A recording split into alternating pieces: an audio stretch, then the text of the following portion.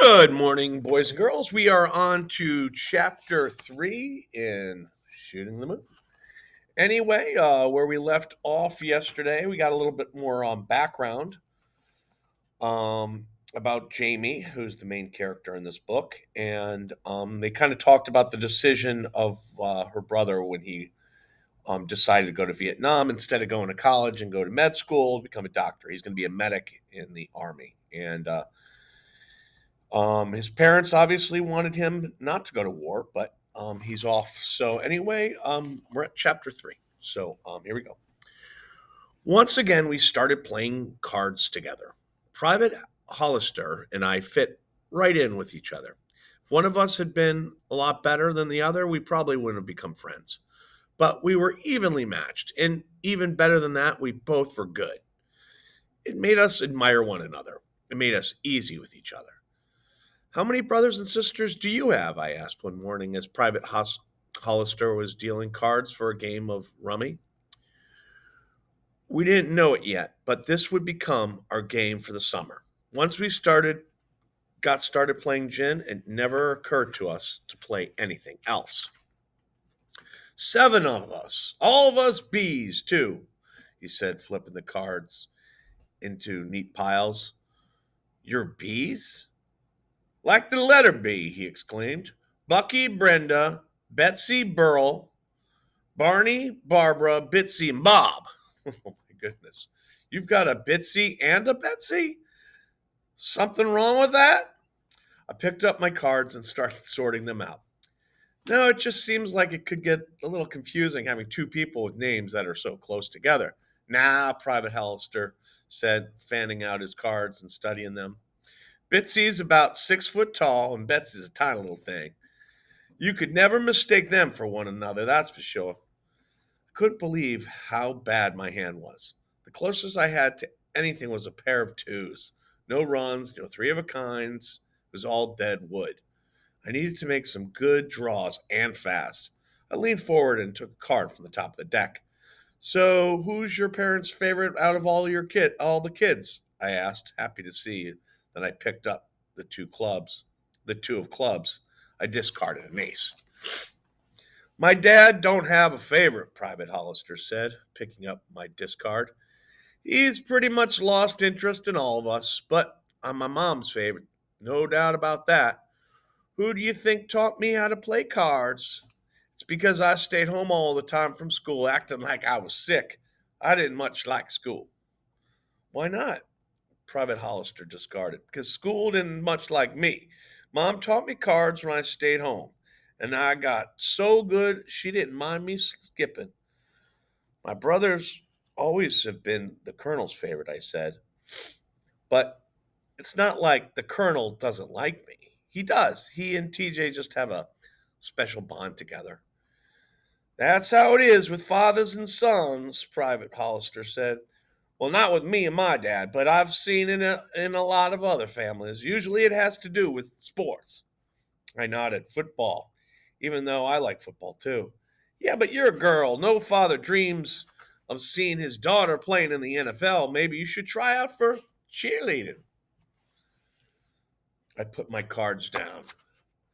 Do I look like the cheerleading type to you? Private Hollister studied me for a minute. You might not be peppy enough, that's true.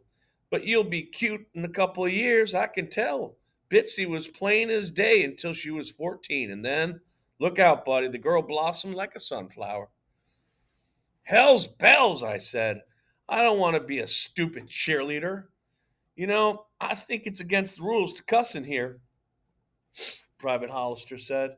He checked his cards again, then knocked, signaling that he was ready to count points. Anyway, you're too young to cuss. I'll be 13 in December, I told him, for what had to have been the 100th time that week. 13 is old enough for cussing, so 12 for that matter. For boys, maybe, not for girls. Girls ain't supposed to cuss at all. That's a stupid rule. Either everybody cusses or nobody cusses. Well, no cussing when we've got customers. That's a fair rule, I suppose. I laid down my hand and counted the points from my unmatched cards. I'd managed to come back from a lousy deal, but that wasn't enough to beat Private Hollister. Let's keep track of our games. You want to? Private Hollister asked. Pulled a pen from his uniform pocket. That's what me and Mom do at home, just so you know who's got bragging rights at the end of the day. Then he looked at me and grinned. I think you're working out here all right. I wasn't so sure you would at first. What do you mean? You didn't think I'd work out? I asked, indignant. Private Hollister took a second or two to write down our scores. Well, for one thing, you're a girl, and a lot of girls don't handle being around GIs all the time without getting all silly and giggly and just acting dumb about it. Turned out you're not that way, but I don't know it at the time. But I didn't know it at the time.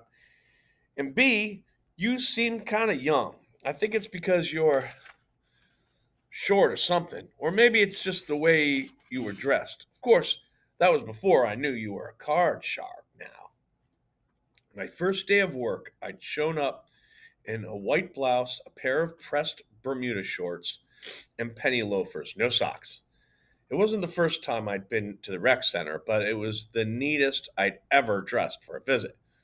On winter Sunday afternoons, the Colonel, TJ, and I would play pool on the pockmarked, cigarette scarred green tables, and I'd swear a sweatshirt and old jeans, happy to be shed of my church clothes for the day. The Colonel was an excellent pool player, and he was teaching me and TJ all the tricks.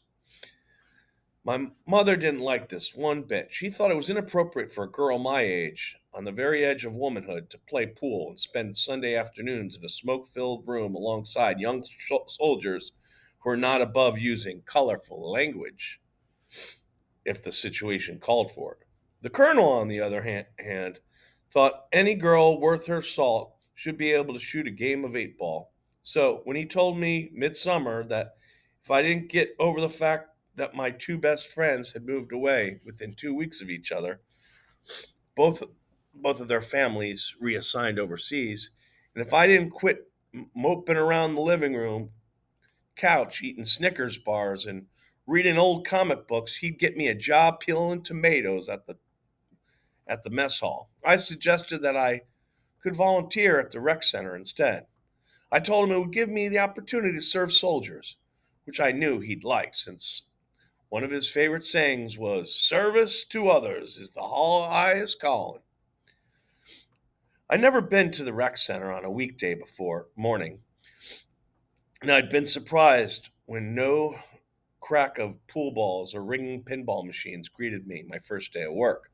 The only sound in the whole place was the insect whir of a ceiling fan and the soft flipping of pages. Soldier sat slouched behind the checkout desk, his face hidden behind a Superman comic book. When he looked up and saw me, he shoved the comic book into a drawer and came to attention. "Hi, I'm the new volunteer," I said, hoping the tone of my voice would let him know that comic book reading was fine to me. Although I was not a DC comic fan myself, preferring the Marvel heroes as a general rule. "Are you the person I need to talk to?" He reddened a little and stood. "Private Hollister, miss," he said. "Private First Class Bucky Hollister. My CO told me what your name was, but now I don't rightly remember." I stuck out my hand. "Jamie Dexter. I'm very excited to be working here." Private Hollister looked at my hand as though I'd offered him a live trout to do the tango with. His face got even redder, and so did his ears, which stuck out about a mile in either direction. He couldn't have been a day over 19. "Well, if you want to know the truth," he said, backing away a few steps, like he was going to do whatever it took to avoid shaking hands with me, "there's not a whole lot to do here in the mornings. Most guys don't show up until around lunchtime." "Maybe you should serve donuts in the morning," I said, an idea that appealed to me as soon as I came up with it. "People will show up early if there are donuts around." I don't know about that, miss, Private Hollister said. I'd have to check with my CO. After we'd been playing to get cards together a week or so, Private Hollister admitted he had never checked anything with his CO.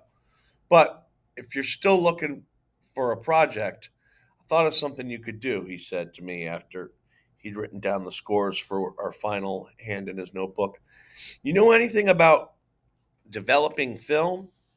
Not really, I told him. TJ's the photographer in our family. He took pictures for the school paper when it wasn't football season. He printed all the pictures himself. In fact, most of TJ's allowance and his tips from bagging groceries at the commissary went to film, camera equipment, and photography magazines. Most of my allowance went to Archie comics, bars, and overdue library book finds. You interested in learning something? Because I've got all these guys coming here with questions about how to develop their film in the dark room back there, Private Hollister said, nodding toward the hallway that led to the rec center's arts and crafts area. Personally, I don't know a thing about it. Might be good if somebody who worked here did. I'd rather play cards, I told him. I'm not really all that interested in photography. But then I got TJ's first package, and suddenly I was very interested. All right, that will leave us with chapter 4. All right, let's see where we go next. All right, have a good day.